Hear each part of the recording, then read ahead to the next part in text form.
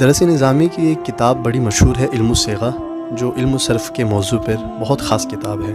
اس کے مصنف علامہ محمد عنایت احمد کاکوری رحمۃ اللہ تعالیٰ علیہ۔ جب ان کو انگریزوں نے سزا کے طور پر ایک جزیرے میں تنہا قید کر دیا تو آپ نے اس قید کے دوران اس کتاب کو تصنیف فرمایا، اور آپ کی ایک اور کتاب ہے تواریخ حبیب الہ، یہ بھی ہند و پاک میں بہت مشہور کتاب ہے۔ منطق و فلسفے میں ایک بہت بڑا نام مجاہد تحریک آزادی علامہ فضل حق خیرآبادی علیہ الرحمہ کو بھی جب انگریزوں نے تحریک آزادی میں حصہ لینے کے جرم میں کالے پانی کی سزا سنائی اور ایک جزیرے میں آپ کو قید کر دیا تو آپ نے اس وقت جذبہ جہاد پر مشتمل کتاب الصولۃ الہندیہ تصنیف فرمائی۔ اسی طرح فقہ حنفی میں جہاں بڑی بڑی کتاب جیسے بحر الرائق، ہدایہ، فتاوی شامی اور فتح القدیر کے نام ہیں، ان ناموں میں ایک نام مبسوط السرخسی بھی ہے جو 30 جلدوں پر مشتمل ہے اور فقہ حنفی کا ایک عظیم الشان ذخیرہ علم کا دریا تحقیق و تنقیح اور تصحیح و ترجیح پر مشتمل ہے، جسے امام تصحیح و ترجیح علامہ سرخسی علیہ الرحمہ نے تصنیف فرمائی۔ اس کتاب کا سبب یہ بنا کہ اس وقت کے حاکم نے آپ سے ناراض ہو کر آپ کو کنویں میں ڈلوا دیا۔ آپ کے شاگرد روزانہ قلم اور کاغذ لے کر کنویں کے قریب آ کر بیٹھ جاتے حلقہ لگا کر، اور آپ کنویں کے اندر سے بغیر کسی کتاب کے تقریر فرماتے اور آپ کے شاگرد اسے لکھ لیا کرتے تھے۔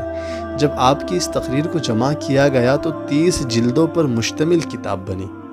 ان تینوں ہستیوں کے ذکر خیر کا مقصد یہ ہے کہ اگر انسان میں کچھ کرنے کا جذبہ اور ولولہ ہو کہ اپنی زندگی کو بامقصد بنائے تو یہ جوش و جذبہ اسے جیل کی سلاخوں کے پیچھے یا کنویں میں بیٹھ کر اور جزیرے میں تنہا قید بھی کچھ کرنے پر ابھارتا ہے، اور مثال آپ کے سامنے ہے۔ اپنی سوچ، اپنی صلاحیت اور اپنے طرز عمل سے مستقبل وجود میں آتا ہے۔ مستقبل کے بارے میں کسی بندے نے کیا خوب کہا ہے کہ اپنے مستقبل کے بارے میں پیشن گوئی کرنا بہت آسان ہے کہ وہ اپنا مستقبل بتا سکتا ہے، وہ اس طرح کہ آپ اپنا مستقبل خود بناتے ہیں، جو بنا رہے ہیں اسے بتا بھی سکتے ہیں۔ انسان دو طرح کے ہوتے ہیں۔ پہلا، ایکٹیو قسم کے لوگ یعنی متحرک، یہ وہ لوگ ہوتے ہیں جو باہمت باحوصلہ لوگ ہوتے ہیں اور اپنے مواقع بنانے کی کوشش میں لگے رہتے ہیں، پھر انہیں استعمال بھی کرتے ہیں۔ اور دوسری قسم کے لوگ پیسیو، جنہیں غیر متحرک کہا جاتا ہے، یہ وہ لوگ ہوتے ہیں جو ہاتھ پہ ہاتھ رکھ کر بیٹھے رہتے ہیں، اور یہ لوگ زمین پر مردوں جیسی زندگی گزارتے ہیں کہ انہیں دن رات کسی چیز کا کوئی شعور نہیں ہوتا۔ جیسے مردے کو قبر میں دن ہے یا رات، جمعہ ہے کہ ہفتہ، کسی چیز کا احساس نہیں ہوتا، اسی طرح یہ لوگ بھی فارغ ہوتے ہیں۔ زندگی میں کامیاب وہی شخص ہوتا ہے جو اپنے وقت کو ڈھنگ سے گزارے، اور زندہ وہ ہوتا ہے جس کا ہر آنے والا دن اس کی زندگی میں اضافہ کرے، خواہ علم میں ہو یا عمل میں، سوچ میں ہو یا کام میں۔ اسی وجہ سے نبی اکرم صلی اللہ علیہ وسلم نے ارشاد فرمایا، 5 چیزوں سے پہلے غنیمت جانو، اور ان میں ایک ذکر فرمایا، مصروفیت سے پہلے فرصت کو غنیمت جانو۔ وقت سونا ہے، اور یہ ہم پہ ڈیپینڈ کرتا ہے کہ ہم اس سونے کو جواہرات کی طرف منتقل کرتے ہیں یا اسے مٹی میں ملا دیتے ہیں۔ سونے سے جواہرات میں تبدیل کرنے سے مراد علم دین حاصل کرنا ہے، اور مٹی میں ملانا یعنی کہ اسے بیکار گزار دینا۔